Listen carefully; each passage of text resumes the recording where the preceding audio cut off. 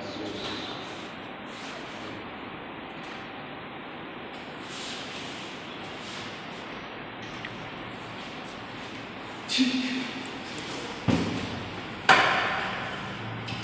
Ya, anak-anak, selamat pagi. Oke, selamat pagi anak-anak. Pagi. Di sini saya akan mengajarkan kalian tentang hukum jaminan, yaitu pengertian, penggolongan jaminan, hak-hak dalam gadai, fidusia, hukum jaminan, dan hipotek. Oke, kita mulai dari pengertian dulu ya. Istilah hukum jaminan merupakan terjemahan dari security of law, Jaeger-Haidersgerling atau Jaeger-Haidersgerling. Istilah hukum jaminan meliputi jaminan kedudaan maupun perorangan. Dasar hukum jaminan yaitu pasal 1131 dan 1132 KUH Perdata. Oke, kita lanjut di pasal 1131 dan 1132 KUH Perdata. Dalam pasal 1131 KUH Perdata disebutkan segala barang-barang bergerak dan tak bergerak memiliki debitur, baik yang sudah ada maupun yang akan ada, menjadi jaminan untuk perikatan-perikatan perorangan debitur itu. Nah, dengan demikian menurut pasal ini segala harta kekayaan seorang otomatis menjadi jaminan atas utang yang telah dibuat. Dan dalam pasal 1132 KUH Perdata dan dalam pasal 1132 Perdata menyebutkan barang-barang itu menjadi jaminan bersama bagi semua kreditur terhadapnya. Hasil penjualan barang-barang itu dibagi menurut perbandingan utang masing-masing, kecuali bila di antara para kreditur itu ada alasan paksa untuk didahulukan. Ini pengertian ya. Pengertian jaminan dalam kehidupan sehari-hari. Jaminan adalah sesuatu benda atau barang yang dijadikan sebagai tanggungan dari suatu pinjaman uang atau dalam kurung utang. Jaminan menurut kamus diartikan sebagai tanggungan wisfordamenta, kamus umum bahasa Indonesia, dalam kurung kamus umum bahasa Indonesia. Satrio, hukum jaminan adalah peraturan hukum yang mengatur tentang jaminan-jaminan piutang seorang kreditur terhadap seorang debitur. Intinya hukum jaminan adalah hukum yang mengatur tentang jaminan piutang seorang. Satrio. Nah, ini menurut Hartono Hadisuparto memberikan pengertian tentang jaminan adalah sesuatu yang diberikan kepada kreditur untuk menimbulkan keyakinan bahwa debitur akan memenuhi kewajiban yang dapat dimulai dengan uang yang timbul dari suatu perikatan. Menurut Profesor Muhammad Ali Mansur, hukum jaminan merupakan aturan yang mengatur hubungan hukum antara kreditor dan debitor terkait pembenaran jaminan dalam pemberian kredit. Sedangkan menurut Davis, Mas John Sofan menuturkan bahwa hukum jaminan merupakan hukum yang mengatur konstruksi yuridis yang memungkinkan pemberian fasilitas kredit dengan menjaminkan benda-benda yang wujudnya sebagai jaminan. Jadi pada intinya pengertian hukum jaminan itu ada yang tahu? Tahu. Silakan bilang. Pengertian hukum jaminan itu adalah Jadi pada intinya pengertian hukum jaminan adalah ketentuan hukum yang mengatur hubungan antara penerima jaminan atau debitur dan penerima jaminan atau kreditur sebagai akibat pembebanan suatu utang tertentu atau kredit dengan suatu jaminan benda. Selanjutnya simpan perjanjian jaminan. Perjanjian jaminan tidak dapat berdiri sendiri tanpa adanya perjanjian pendahuluan atau pokok yang mendahulunya. Karenanya perjanjian jaminan merupakan perjanjian atau aksesor tambahan atau ikutan. Apabila perjanjian pokoknya selesai, maka perjanjian jaminannya juga ikut selesai. Sebab tidak mungkin ada orang yang bersedia menjamin sebuah hutang kalau hutang tersebut tidak berwujud. Selanjutnya, kegunaan jaminan kredit. Satu, memberikan hak dan kekuasaan kepada bank untuk mendapat pelunasan dari ampunan apabila debitur melakukan cedera janji, yaitu untuk membayar kembali hutangnya pada waktu yang telah ditetapkan dalam perjanjian. Dua, menjamin agar debitur berperan serta dalam transaksi untuk membiayai usahanya sehingga kemungkinan untuk meninggalkan usaha atau proyeknya dan merugikan diri sendiri atau perusahaannya dapat dicegah. Tiga, memberikan dorongan kepada debitur untuk memenuhi janjinya, khususnya mengenai pembayaran kembali sesuai dengan syarat yang disetujui. Jadi dapatlah disimpulkan bahwa jaminan kredit bank berfungsi untuk menjamin pelunasan utang debitur bila debitur cedera janji atau pailit. Dua, jaminan kredit akan memberikan jaminan kepastian hukum kepada pihak perbankan bahwa kreditnya akan tetap kembali dengan cara mengeksekusi jaminan kredit. Oke. Terima kasih. Selanjutnya, macam-macam jaminan kredit. Tahu nggak? Sebelahnya. Apa itu? Macam-macam jaminan kredit. Aspek hukum jaminan dalam hukum perbankan diawali dengan ketentuan yang mewajibkan bank dalam memberikan kredit mempunyai keyakinan atas kemampuan dan kesanggupan debitur dalam melunasi kredit yang telah diberikan. Jaminan kebendahan. Jaminan kebendahan merupakan suatu tindakan penjaminan yang dilakukan kreditur terhadap suatu perjanjian yang dilakukan oleh debitur terhadap krediturnya.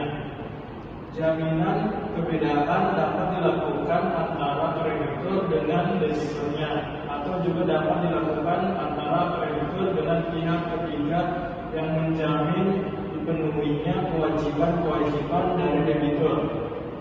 Macam-macam jaminan kebendahan. Jaminan kebendahan terdiri atas 1.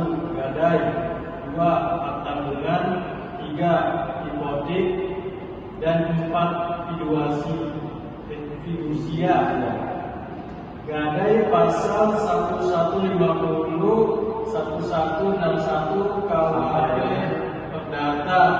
Gadai menurut Salim AS adalah suatu perjanjian yang dibuat antara kreditur dengan debitur, di mana debitur menyerahkan benda bergerak kepada kreditur untuk menjamin pelunasan suatu hutang gadai ketika debitur lalai melaksanakan prestasinya.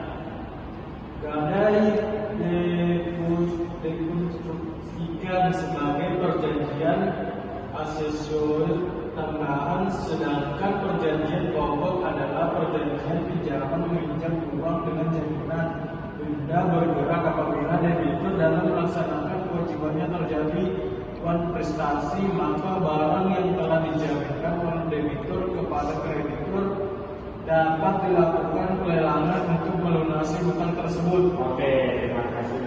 Oke. Selanjutnya saya lanjutkan ya. Nah, ini ya unsur-unsur yang tercantum dalam pengertian gadai. Pertama, adanya subjek gadai yaitu kreditur sebagai penerima gadai dan debitur sebagai pemberi gadai. Ya, silakan masuk. Ini Pak, Apa ya? Tutup lagi pintunya. Betul.